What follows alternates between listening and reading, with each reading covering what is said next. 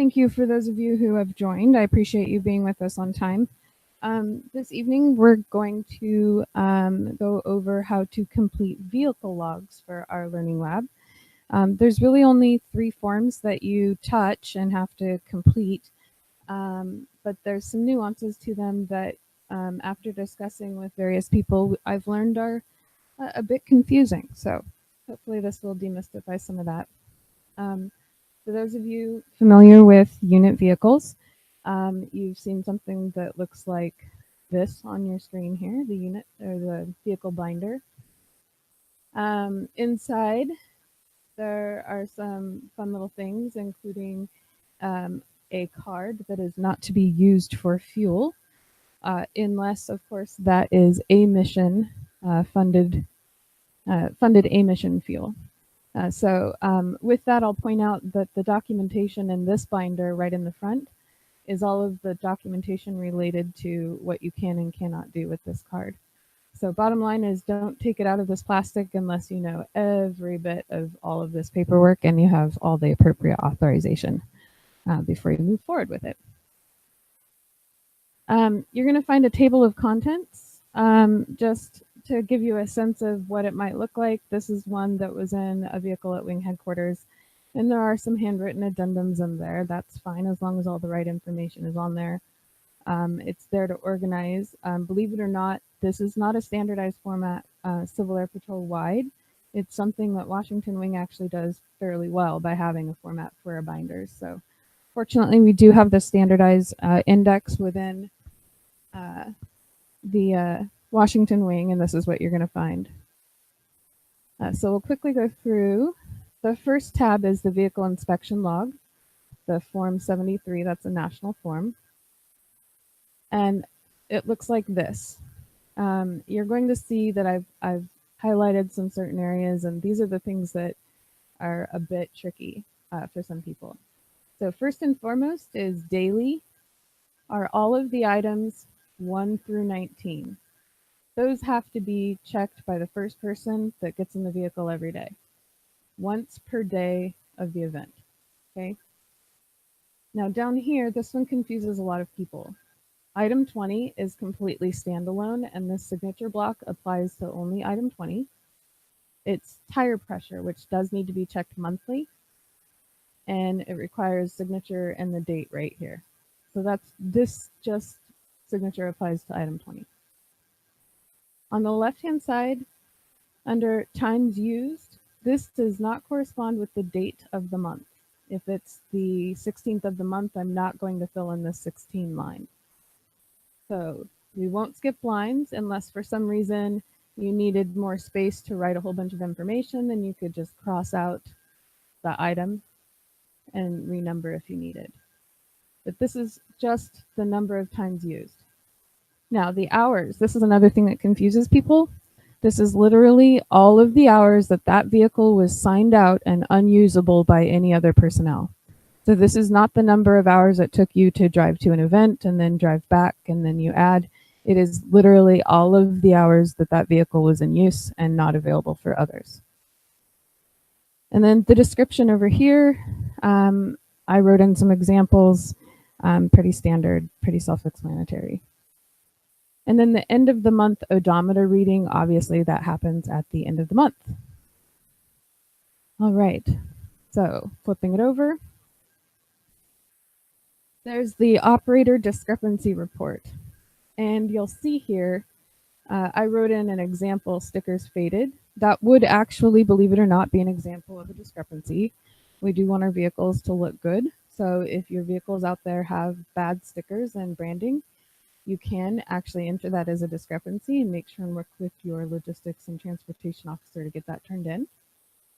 But notably is that this highlighted box here corresponds to the item number on the previous page for inspection. So for example, this would be damage, exterior and interior, missing parts, etc. It's pretty broad in general, but that could correspond with item number 3. And then of course the date found. Now, on this page, it does say day here. This literally is the date. Okay, so this you will skip lines. And you may have one driver and a different inspector. Maybe you're working in a team. I think for any of us who've actually inspected a vehicle, we all know that's pretty much necessary to do a lot of the inspection points. So that would be pretty common to have two different numbers in there. And then here's an example of just the vehicle log from Wing. This is one that is actually being filled out by the Wing transportation officer. So I pray that there are no mistakes on it because this should be the model, hopefully, right? But you can see just recycle trip, recycle center, load junk.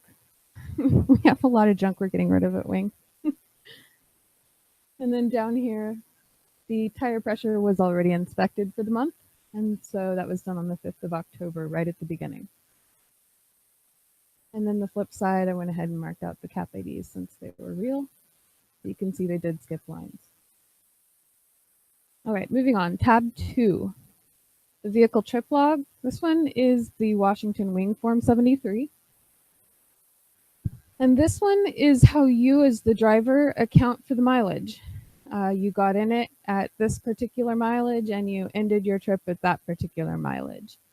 Myself as a driver, I want to make sure that I write that information in before I get out of the vehicle. I don't want anybody else to be able to come and sit behind me and take it for a spin and put 10 extra miles on it when I'm not looking. So this is just our internal form that was developed for accountability, and it helps you out as well as us. For the driver, there are names written in here, and that's fine. If you can only print your Cap ID very legibly, that might be useful too. But pretty simple form. And then tab 3 is the vehicle maintenance log, and this is also Washington Wing Form 74. And this is relevant anytime oil changes, headliner repairs, new tires, windshield wipers, wiper blades, air filters, all of those things are done on the vehicle. You're going to note that in there. And then also the 15, 30, and 60,000 mile maintenance, of course, that'd be a good thing to note in here. I did note when I took this out, we should probably put when the next oil changes due up in the corner. It's our own form, we should use it. But that is there to help us schedule those things out and track them as well. And then the remaining tabs, excuse me, in the book are for your information. You absolutely, I believe that you should flip through this when you get into the vehicle, make sure all of these items are there. I wouldn't want to go driving the vehicle without the insurance card present. But there are no forms to fill out in these sections.